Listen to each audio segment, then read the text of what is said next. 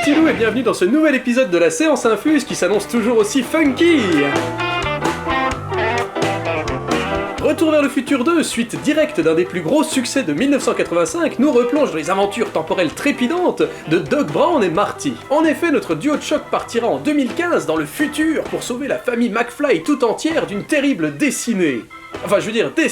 Mais les ennuis commenceront véritablement lorsqu'au cours de leur mission, l'infâme Tannen, méchant du premier film, alors devenu un vieil homme aigri, subtilisera la DeLorean pour remonter le temps et confier à son double du passé un almanach, c'est-à-dire un livre qui contient les résultats sportifs des 50 années à venir et qui lui permettra au cours de nombreux paris de devenir l'homme le plus riche de la Terre. Attention McFly, ça sent le grabuge cette histoire, parce qu'au lieu de se taper l'affiche, le plan de bifton va se taper ta mère. Ouh la latch! La première partie propose donc une représentation exceptionnelle du futur, avec des effets spéciaux à vous couper le souffle qui vous retourneront littéralement la tête, comme c'est toujours le cas dans une production de la bande à Spielberg. Cependant, bien que le clin d'œil soit très cool, je doute fortement que Junior parvienne à réaliser Les Dents de la Mer 19 en 2015. Faut se rendre à l'évidence, ça fait quand même un film de requin tous les 18 mois pendant 30 ans. Moi ça me paraît un peu nawak, mais les paris sont pris. On est ici bien loin de l'aspect glauque et terne des dystopies de cyberpunk, de Blade Runner ou Robocop, car l'avenir est ici radieux et donne la banane. Vivement donc l'année 2015, que l'on puisse frimer à bord de nos voitures volantes, profiter des services météo millimétrés, et bien sûr de nos vêtements auto-séchants. Autre invention qui risque de bientôt faire des heureux à Noël prochain, le fameux overboard, une planche à roulettes trop délire, puisque là où elle va, elle n'a pas besoin de roues. Lors d'une scène déjà culte, Marty échappe à une bande de quepons du turfu en utilisant cette fameuse planche qui, d'après une récente interview du réalisateur lui-même, Robert Zemeckis, devrait arriver dans nos chaumières d'ici quelques mois à peine. It works just like a skateboard except it doesn't have any wheels and you don't have to have any pavement to hover on. And they've been around for years, it's just that parents groups have not let the toy manufacturers make them and we got our hands on some. And we put them in the movie. Une technologie fascinante, n'est-ce pas? Mais après tout, qui aurait pu prévoir qu'un modeste informaticien comme moi aurait pu rendre accessible l'internet à domicile pour tous les foyers, ainsi que le système de diffusion de vidéos YouTube, qui me permet de vous présenter tant de bons films en ce moment même? Ah, tout va si vite mes petits loups! Mais le moment où on hallucine grave, c'est quand le film nous ramène en 1955, durant les événements du premier volet. Une mise en abîme habile qui permet de revoir nos scènes préférées sous un nouvel angle, une autoréférence qui ravira les fans et produira assurément son petit effet bœuf.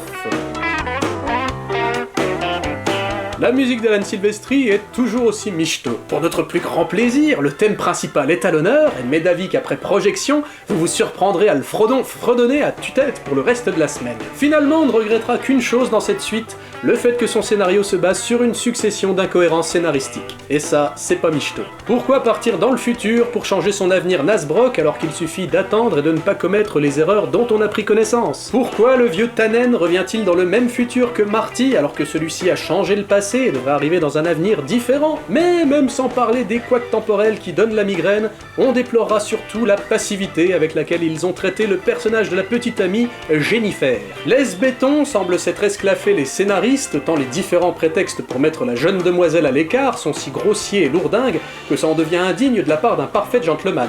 Ne t'en fais pas, elle n'est pas essentielle à mon plan. Si vous le doc.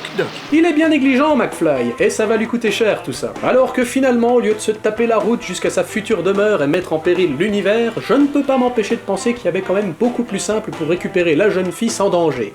Jennifer McFly habite 3793 rue des Chênes à Hildale, âge 47 ans. 47 ans? Il a vachement bien réussi son lifting, hein. Bon allez, son casier est vierge, on va la ramener dans sa maison du futur. Tu me donnes un coup de main? Salutations à vous, officier du futur. On peut vous aider, jeune homme? Eh bien, il se trouve que je suis Marty McFly, le mari de Jennifer McFly. Vous pouvez scanner mes empreintes du futur pour vérifier. Marty McFly, Hildale, 47 ans. Ah bah oui. Bah du coup c'est tant mieux, hein. Ça nous évitera de faire un détour par votre banlieue à la con, infesté de lobotomètres tronçonnards. N'est-ce pas? Vous pouvez vous pousser maintenant s'il vous plaît, merci. C'est marrant quand même, parce que physiquement vous faites très Plus jeune, oui, c'est parce qu'on mange beaucoup de yaourt, c'est ça le secret. Non, j'allais dire granuleux. Granuleux. Ouais, vous avez un teint qui fait très VHS, années 80. Vous êtes sûr que vous vivez bien en 2015? Regardez là-bas! On les poursuit pas, Jeffrey? Oula, non. Moins je passe de temps avec ce genre de cassos, mieux je me porte, hein. Bon allez, on va manger un donut laser. Retour vers le futur 2 est une suite à la hauteur. Le plaisir de retrouver ces personnages familiers et sincères, et malgré les quelques problèmes de narration et les péripéties un peu forcées, on ne peut que se régaler face à un divertissement aussi type que top. C'est dans l'air du temps, et si le 3e épisode, qui devrait sortir d'ici quelques mois, est aussi bon, on ne se mouille pas trop le maillot en affirmant que cette saga est en phase de devenir une référence incontournable.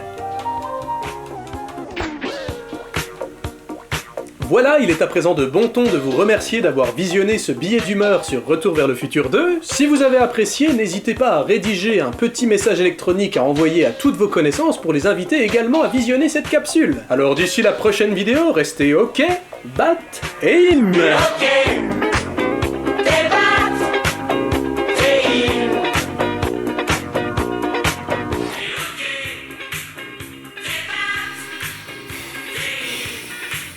C'était pas une bonne idée. Hein. Non, carrément pas en fait, non. YouTube dans les années 80, ça... c'est ridicule, c'est ringard, c'est... Donc tu vas tout rechanger, hein. Oui, non mais surtout qu'en plus on n'existe plus. Comment ça? Ah mais figure-toi qu'avec sa carrière de youtubeur, notre papa était visiblement trop occupé à faire des conventions un peu partout, et du coup on n'existe pas, quoi. Mais attends, on va disparaître et tout, là? Non, mais tu vois bien que ça fait des réalités alternatives, c'est bon, c'est posé, hein. On est juste deux versions d'une même personne dans un monde où on n'existe pas, c'est pas grave, quoi. Ah, comme quoi, scénaristiquement, les multivers, c'est encore ce qui fout le moins la merde, hein. Tu m'étonnes, ouais. On y va, du coup? Oula, alors non, tu te démerdes, parce que déjà que tu m'as foutu un coup énorme dans le dos comme un gros traître, et pour rien en plus, hein. Oui, bah on est quitte, hein, parce que moi aussi je me suis fait une belle bosse en tombant quand je t'ai vu tout à l'heure. Hein. Sinon, question à la con, si on est dans un univers où on n'existe pas, on est chez qui, là? Bon, alors là...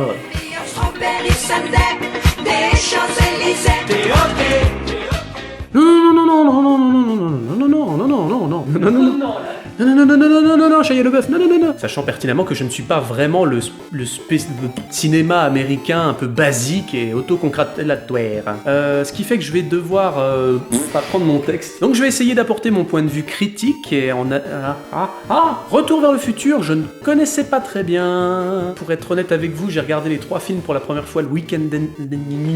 Donc je vais essayer d'apporter mon point de vue de critique en analysant un petit peu l'histoire et les personnages. Parce que bon, il faut avouer que je joue un petit peu mal quand même. Si vous aimez notre vidéo, peut-être que vous aimerez notre livre. Fournaise est un roman de médiéval fantasy racontant une histoire épique et sensorielle qui vous fera assurément passer du bon temps au coin du feu. Pour plus d'informations, cliquez sur le lien suivant. Merci de votre attention et à bientôt.